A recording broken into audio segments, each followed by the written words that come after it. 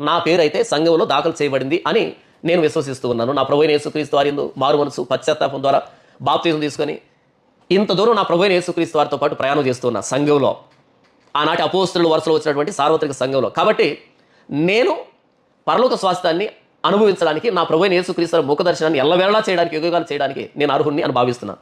మరి నీ పేరు సార్వత్రిక సంఘంలో లిఖించబడిందా? నీ స్థానిక సంఘంలో కాదు. నీ స్థానిక సంఘంలో ఏముంది? కానుక వేసేదాన్ని బట్టి నీ సభ్యత్వం ఆధారపడి ఉంటుంది.